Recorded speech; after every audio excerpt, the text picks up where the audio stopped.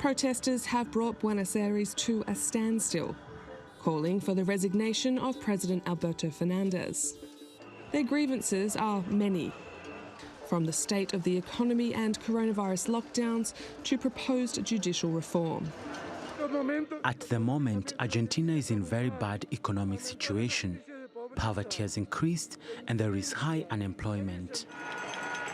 Most Argentinians have lived through economic collapses and defaults.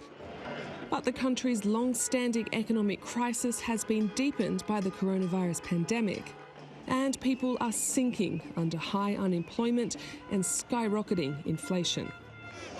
The pandemic has driven nearly half of Argentina's population below the poverty line, meaning they make less than $193 a month. It's a complex situation. I don't know when it started, but we have to solve it. Arguing about who created it won't help. The pandemic complicates things. We should reach an agreement with the IMF over national debt. Pro and anti-government supporters faced off outside the president's residence. Many say former President, now Vice President, Cristina Fernández de Kirchner wields too much power. Before she stands trial for corruption, the government has launched a bid to reform the judiciary.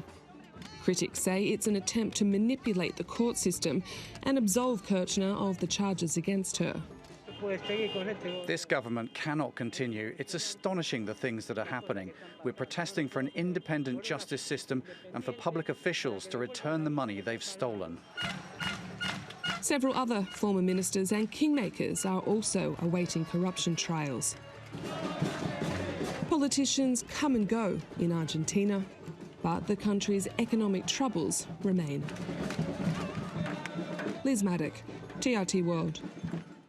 For more on this, Latin American analyst Javier Farje joins us from London. Thank you so much for joining us on the program. Over 200 days of quarantine in Argentina, and it wasn't able to contain the pandemic, and it left the economy in tatters. What is the situation like now for Argentinians? Well, the International Monetary Fund issued a report today that says that the Argentinian economy will slump by 11.8% this year, the third highest in Latin America after Venezuela, 25%, and Peru, around 13%. That is a huge, huge slump because in June, the IMF was predicting 9.9%, and in April, 5.9%. So the situation has got considerably worse in the last few months.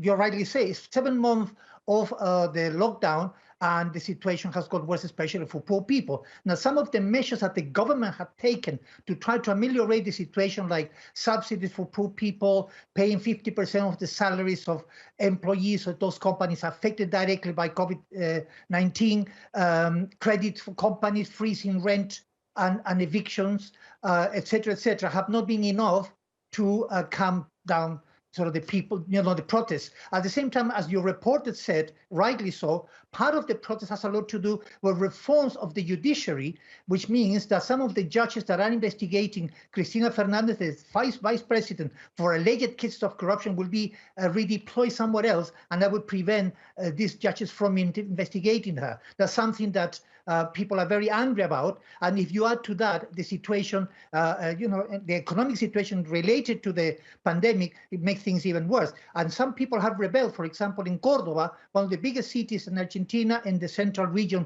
of the country, businesses like gyms, restaurants, and pubs who were ordered to close have decided to defy the government, the local government, and they will keep open. So it's a huge sort of wave of protests, which are related not only to the economy, which is, as you rightly said, in a very bad shape, 11.5% unemployment and going up, but also other aspects of Argentinian politics at the moment. Right, and the country had economic troubles for some time, even before the pandemic hit. And as you said, the pandemic made it even worse. Now, President Fernandez has announced an extension of preventive isolation measures for another 2 weeks. What is the future looking like for people in Argentina? I mean, is there any hope for them?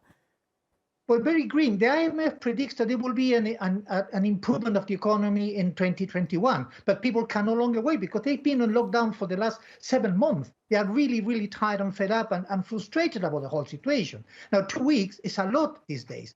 Now, it depends very much whether businesses are going to comply with these regulations.